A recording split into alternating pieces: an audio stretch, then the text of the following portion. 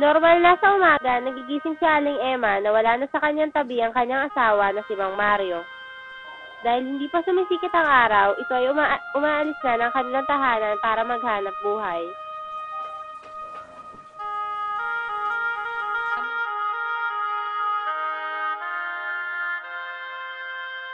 Sa pagsapit ng tanghali, abala na ang bunsong anak na si Emmanuel para sa pagluluto ng kanilang pananghalian sa pang-araw-araw. Madalas, si Emmanuel ang katulong ni Aling Emma sa mga gawaing bahay sapagkat lingguhan lamang kung umuwi ang panganay na anak na si Marlon. Dahil iyon ay nagdodorm na lamang sapagkat siya ay isang working student.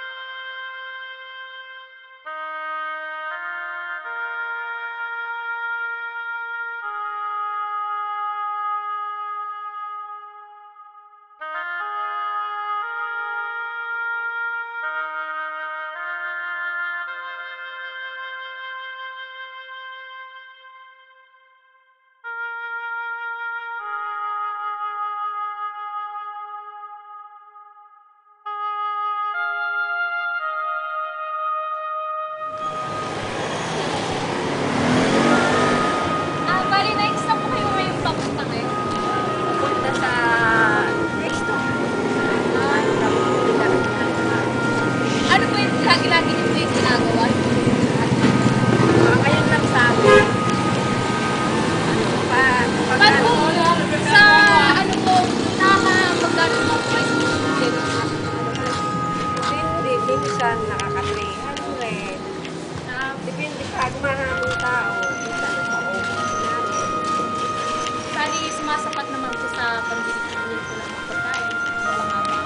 At kasapat din pag sa pang-araw-araw na pangailangan sa bahay, pang-gasto.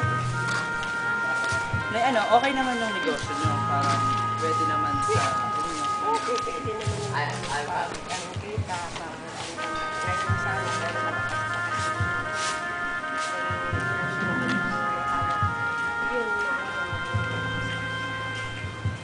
pero yung minsan, hindi naman masyadong matao. Hindi masyadong Dito po sa pwesto niyo, marami naman po mga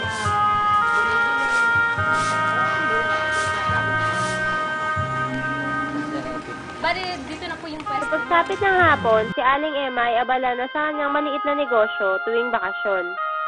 Ito ay ang pagtitinda ng halo-halo.